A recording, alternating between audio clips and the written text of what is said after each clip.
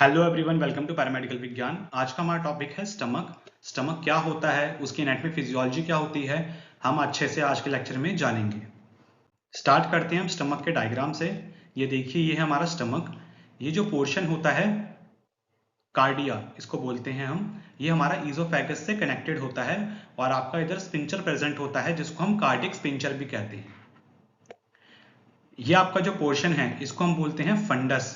Funds जो है वो आपका डोम शेप स्ट्रक्चर होता है, डोम की तरह शेप में आपका स्ट्रक्चर होता है फंडस। ये आपका जहां पे बैंड हो रहा है इस पोर्शन को हम क्या बोलते हैं, कार्डियक नॉच।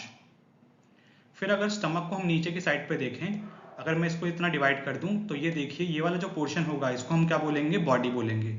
और बाकी का जो रिमेनिंग बच गया उसको हम क्या बोलते हैं, पाइलोरस बोलते हैं, पाइलोरस। लेकिन ये जो पाइलोरस होता है इसको भी हम डिवाइड करें दो पार्ट्स में, तो ये वाला जो पोर्शन होता है इसको हम बोलते हैं पाइलोरिक एंट्रम। और जहां पे आपका ये बेंड कर रहा है इसको हम क्या बोलेंगे, एंगुलर इंसिजर।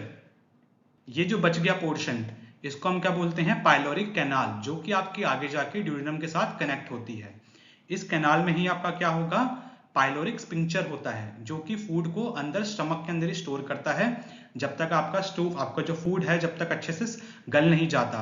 और उसके बाद ही जब स्टमक का जब फूड सारा गल जाता है उसके बाद वो आगे भेजता है हमारे इंटेस्टाइन में। ओके, तो आपका स्पिंचर जो प्रेजेंट होगा इधर वो कौन सा होगा, पाइलोरिक स्पिंचर। और जो हमारा ऊपर स्पिंचर प्रेजेंट है, ये इधर कौन सा स्पिंचर प्रेजेंट होगा, हमारा कार्डियक स्पिंचर, इधर पाइलोरिक स्पिंचर। अब ये जो सरफेस होती है इसको हम बोलते हैं ग्रेटर कर्वेचर, और ये वाली जो सरफेस होती है स्टमक की इसको हम बोलते हैं लेसर कर्वेचर। तो ये होता है हमारा स्टमक का स्ट्रक्चर। स्टूडेंट्स, ये है हमारा 3D मॉडल डाइजेस्टिव सिस्टम का। इसकी हेल्प से हम समझेंगे स्टमक की एनाटॉमी और अच्छे से।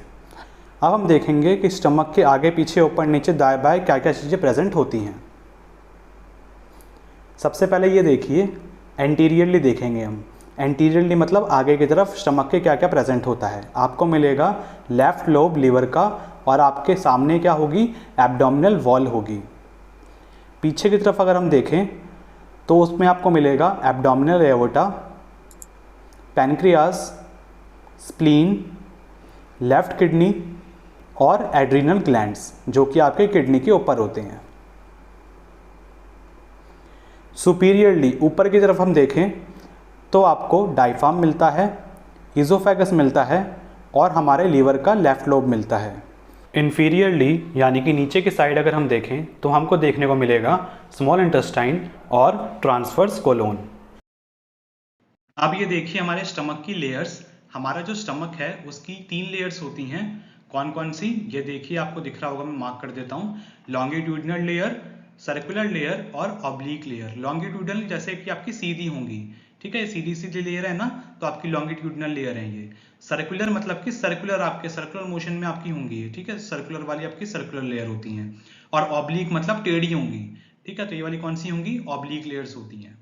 तो 3 आपकी लेयर्स प्रेजेंट होती हैं हमारी मसल्स आपके जो होती हैं, मस्कुलर लेयर होती हैं। कौन कौन सी 3 स्टमक में, लॉन्गिट्यूडिनल और सर्कुलर और ऑब्लिक लेयर्स। स्टूडेंट्स, ये देखिए, ये है हमारा क्रॉस सेक्शनल स्ट्रक्चर स्टमक का। इसमें हमने स्टमक को बीच में से काट दिया। अब काटने के बाद आप ये देख सकते हैं, आपको कुछ लॉन्गिट्यूडिनल फोल्ड्स दिख रहे हैं। इनको हम रूगी बोलते हैं। रूगी का क्या काम होता है, ये हमारे स्टमक को एक्सपेंड करते हैं ताकि स्टमक का सरफेस एरिया बढ़ जाए जब भी इसमें फूड आए, तो ताकि आपका ज़्यादा से ज़्यादा फूड स्टमक में कलेक्ट हो पाए। स्टमक को ब्लड सप्लाई कौन कौन देता है, तो आपका ये सिलियक आर्टरी होती है जो कि स्टमक को ब्लड देती है। ये आर्टरी है, ब्लड लेके जाएगी ऑक्सीजनेटेड इसमें। और हमारी ये वेन होती है, पोर्टल वेन, जो कि स्टमक से डीऑक्सीजनेटेड ब्लड कैरी करती है। अब हम देखते हैं हमारे स्टमक में कौन कौन सी नर्व्स प्रेजेंट होती हैं। ये आपको दिख रहा होगा, ये है हमारी सिलियक प्लेक्सिस। ये आपके सिंपैथेटिक सप्लाई देती है स्टमक को। इसकी वजह से आपका जो स्टमक होगा उसकी मोटिलिटी कम हो जाती है और आपका गैस्ट्रिक जूस का सिक्रेशन भी कम हो जाता है जब ये स्टिमुलेट होती है। और ये है हमारी वेगस नर्व। ये हमारे स्टमक को पैरासिम्पैथेटिक सप्लाई देती है और ये रिस्पॉन्सिबल होती है स्टमक को मोटिलिटी देने के लिए और सिक्रीशन करवाने के लिए गैस्ट्रिक जूस का। हम बात करते हैं फंक्शंस ऑफ स्टमक के बारे में कि हमारे स्टमक के क्या फंक्शंस होते हैं। सबसे पहला फंक्शन इसका आता है टेम्परेरी स्टोरेज। ये टेम्परेरी स्टोर करके रखता है हमारे फूड को। Stomach act as a temporary storage organ allowing time for digestive enzymes particularly pepsin to act on ingested food. जो भी हमने खाना खाया है, इंजेस्ट करा है, उसके ऊपर हमारा जो पेप्सिन है वो क्या करे, आपका एक्ट करे और अपना काम करे। पेप्सिन, वो आपका पेप्सिन क्या है, एक डाइजेस्टिव एंजाइम है। दूसरा इसका फंक्शन आता है केमिकल डाइजेशन। पेप्सिन जो होगा, जो कि आपका सिक्रीट हुआ है स्टमक से, स्टमक गैस्ट्रिक ग्लैंड से, वो क्या करेगा, ये रोल प्ले करता है आपका सबसे मेन केमिकल डाइजेशन में। ये कन्वर्ट करेगा प्रोटीन को स्मॉलर पॉलीपेप्टाइड्स में, प्रोटीन को तोड़ देगा, अमीनो एसिड्स में तोड़ देगा, initiating the breakdown of protein molecules. तो प्रोटीन का ब्रेकडाउन कहाँ पे होता है, हमारा स्टमक में होता है, पेप्सिन करवाता है उसको। नेक्स्ट हमारा इसका फंक्शन आता है कि मैकेनिकल ब्रेकडाउन। स्टमक की जो होती हैं 3 लेयर्स अभी हमने देखी। The layer of smooth muscles enables it to act as a churn, तो एक चर्न की तरह काम करने में हेल्प करता है इसको। The muscular contraction combined with the addition of gastric juice help liquefy the content of stomach into the semi liquid mixture known as chyme. तो आपका जो मस्कुलर कॉन्ट्रैक्शन होता है आपका लेयर्स का, स्मूथ मसल्स की, और आपका जो गैस्ट्रिक जूस है, इन दोनों से मिलकर क्या होगा, आपका जो स्टमक का जो कंटेंट है, स्टमक के अंदर जो भी बोलस आया है, वो क्या बन जाए आपका, उसको और ज्यादा लिक्विफाई कर दे, उसको पानी में कन्वर्ट कर दे। उस पानी को हम क्या बोलेंगे, काइम बोलेंगे। ये एक्चुअली क्या होता है हमारा, ये सेमी लिक्विड मिक्सचर होता है। सेमी लिक्विड मिक्सचर क्या बोलेंगे इसको, हम काइम बोलते हैं। तो काइम कहां बनता है, हमारा स्टमक में बनता है। This mechanical action also helps in break down solid food into smaller pieces. तो इस मैकेनिकल एक्शन से क्या होगा, आपका सॉलिड फूड छोटे छोटे स्मॉल पीसेस में कन्वर्ट हो जाएगा। फोर्थ फंक्शन इसका आता है limited absorption. While the primary function of the stomach is digestion, it does not limited absorption capabilities. जबकि आपका स्टमक का जो मेन फंक्शन है वो डाइजेशन है, लेकिन ये इसके साथ इसमें एब्जॉर्प्शन कैपेबिलिटी भी है। ये एब्जॉर्ब भी करता है चीजों को, सोखता भी है। क्या चीजें एब्जॉर्ब करता है ये, हमारा वाटर हो गया, अल्कोहल हो गया, आपकी जो दवाइयां होती हैं लिपिड सॉल्यूबल, वो आपकी कहाँ पे जाके घुलती हैं, आपके पेट में ही जाके घुलती हैं। तो उसको एब्जॉर्ब करवाना कौन काम करता है, हमारा स्टमक का काम होता है वो। नेक्स्ट हमारा फंक्शन आता है non specific defence. Non specific defence, हमारा जो HCl होता है प्रेजेंट गैस्ट्रिक जूस के अंदर, वो काम करता है as a non specific defence mechanism के खिलाफ। हमारे माइक्रो ऑर्गेनिज्म जो होंगे उनके खिलाफ काम करेगा। अगर हमारे खाने में कोई माइक्रो ऑर्गेनिज्म आ गया और सलाइवा में जो आपका एंजाइम होता है उससे भी बच गया, तो उसके बाद हमारा अंदर आएगा HCl जो होगा वो उसको मार देगा। इट हेल्प किल और inhibit the growth of potentially harmful micro organism. ये क्या करता है, ये हेल्प करता है आपका जो HCl है वो किल करने में और रोक देने में। आपका जो भी माइक्रो ऑर्गेनिज्म है जो कि आपके लिए हार्मफुल है, उसकी ग्रोथ को रोकने में हेल्प करता है कौन, आपका HCl। Vomiting can be a response to the injection of gastric irritants such as microbes और केमिकल्स। जो जब आपको उल्टी आती है तो हो सकता है कि आपने कुछ गैस्ट्रिक इरिटेंट्स ले लिए हों जो कि आपके पेट के लिए अच्छे ना हो, तो उस टाइम पे आपका स्टमक क्या होगा, उल्टी कर देता है। ओके, वापसी उसको फेंक देगा। अगर आपके खिलाफ कोई माइक्रोनिज्म है जो आपको बॉडी में हार्मफुल होगा तो उसको उल्टी करके निकाल देगा। कोई केमिकल आपने खा लिया तो उसको खाने के बाद आपको उल्टी आ जाती है।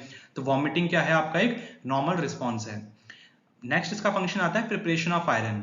आयरन का प्रिपरेशन करता है the stomach acidic environment solubilize iron salt. Stomach का जो एसिडिक एनवायरनमेंट होता है वो आयरन के सॉल्ट को सॉल्युबलाइज कर देता है, उसको घुलने लायक कर देता है। Which is necessary step for iron absorption, जो कि आपका बहुत ज्यादा जरूरी स्टेप होता है आपके आयरन के एब्जॉर्प्शन के लिए। प्रोडक्शन ऑफ इंट्रिंसिक फैक्टर हमारा नेक्स्ट फंक्शन आता है। The stomach produces intrinsic factor which is essential for the absorption of vitamin B12 in the terminal ileum of small intestine. Stomach बनाता है हमारा इंट्रिंसिक फैक्टर जो कि आपका जरूरी होता है एब्जॉर्प्शन के लिए। विटामिन B12 का एब्जॉर्प्शन करवाएगा आपके टर्मिनल इलियम में जो कि आपके स्मॉल इंटेस्टाइन में होता है। तो इलियम आपका स्मॉल इंटेस्टाइन का पार्ट होता है ना। नेक्स्ट इसका फंक्शन आता है और लास्ट फंक्शन आता है regulation of passage. The stomach regulates the passage of gastric content into duodenum.